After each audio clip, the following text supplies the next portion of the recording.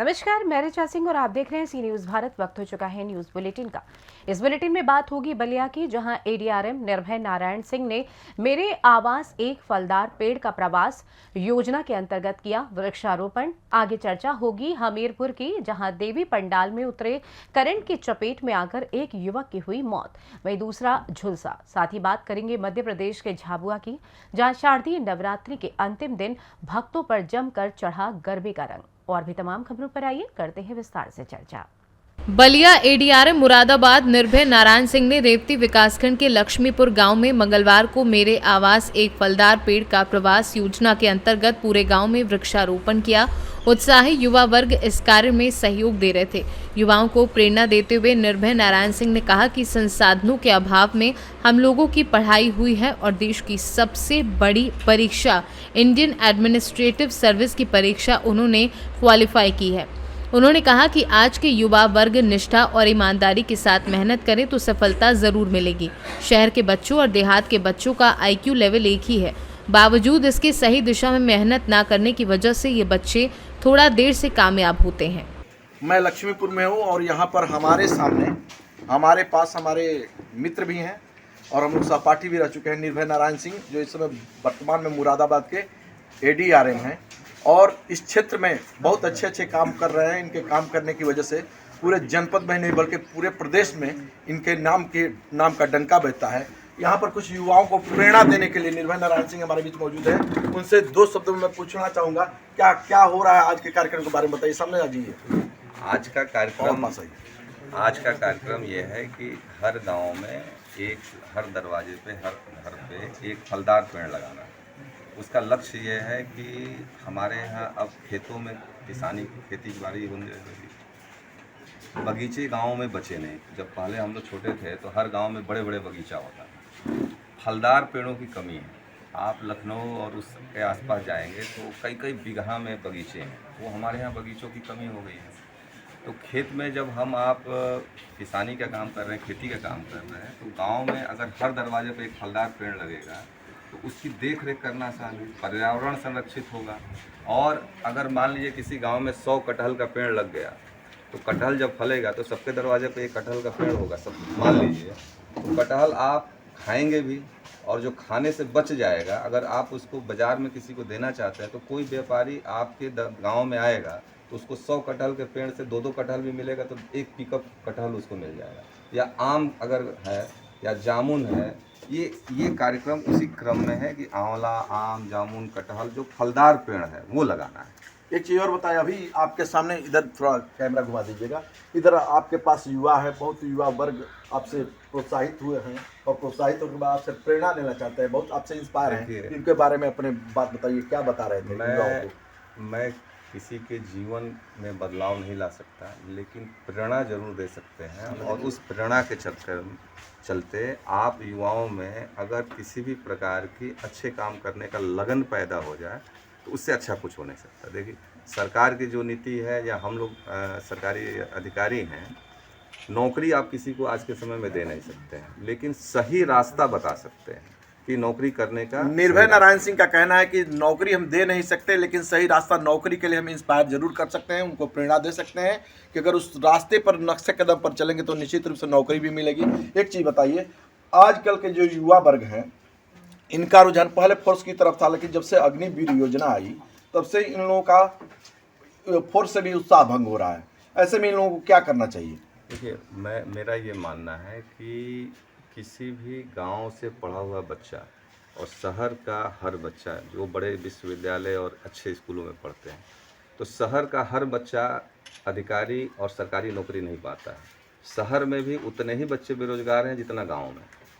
तो गांव में पढ़ने वाला बच्चा भी बड़ा पद पे बड़े अधिकारी बन सकता है अगर वो सही दिशा में प्रयास करे। सही दिशा मतलब स्वतः लगन हो, मन में अनुशासन हो और समय प्रबंधन आता हो। अगर ये 3 काम गांव के बच्चे करेंगे तो वो शहर के बच्चों से अच्छा करेंगे, क्योंकि ये संघर्ष करने की इनके अंदर संघर्ष करने की प्रवृत्ति है। शहर का हर बच्चा अच्छे स्कूल में पढ़ने वाले नौकरी पाते हैं। नारायण सिंह जी, अभी स्थिति ये है कि हमारे देश में आज भी इतना होने के बाद भी शिक्षा का थोड़ा सा स्तर ग्राफ बढ़ा है।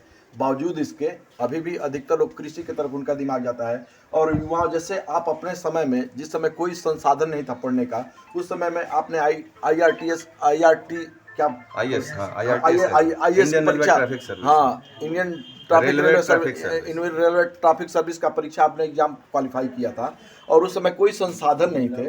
वर्तमान में युवा जो वर्ग हैं वो IAS PCS के नाम सुन के तैयारी तो कर रहे हैं, लेकिन इनको साधन होने के बावजूद भी घबरा जाते हैं पहले ही। इनके लिए आप क्या प्रेरणा दे रहे हैं? मैं यही बोलना चाहता हूँ कि जो शहर में अच्छे विश्वविद्यालय में पढ़ने वाले बच्चे हैं वो जीनियस नहीं होते, और गांव में पढ़ने वाला हर बच्चा एवरेज नहीं होता, औसत नहीं होता है।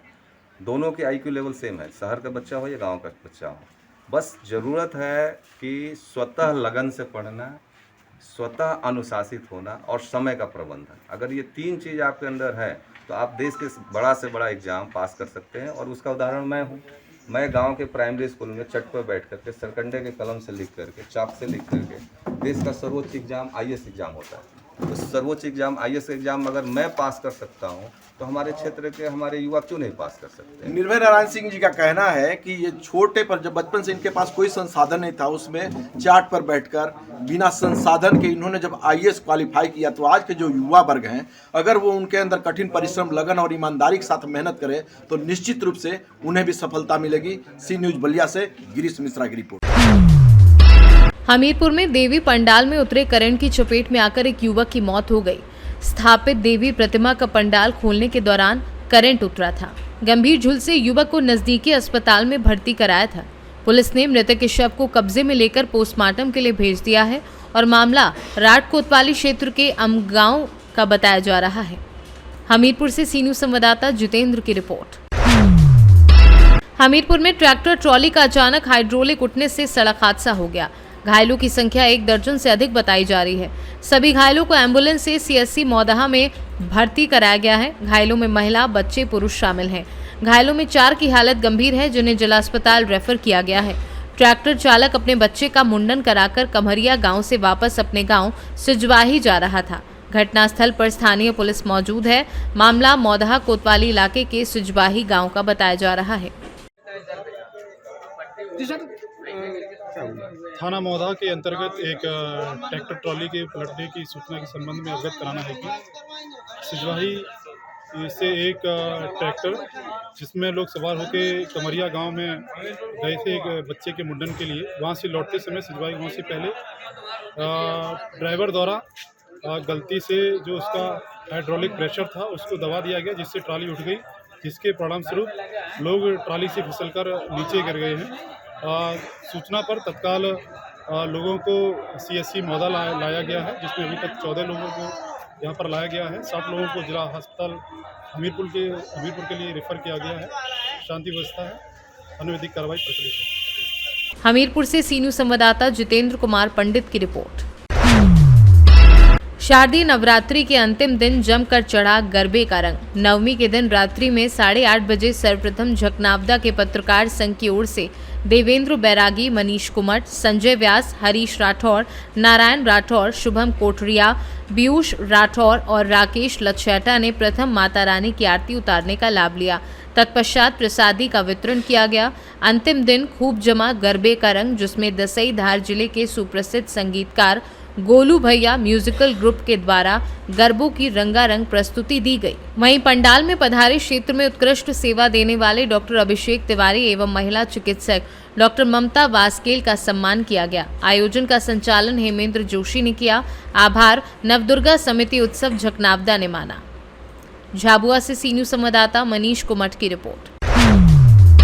सूरजपुर पुलिस ने बड़ी कार्यवाही करते हुए 6,93,300 रुपए कीमत का गांजा जब्त कर 2 आरोपियों को गिरफ्तार कर लिया है। सूरजपुर से सी न्यूज़ संवाददाता सुरेंद्र साहू की रिपोर्ट। फिलहाल न्यूज बुलेटिन में बस इतना ही। देश दुनिया की तमाम खबरों की जानकारी के लिए आप देखते रहें सी न्यूज़ भारत। हर खबर आपके साथ, आपके हाथ।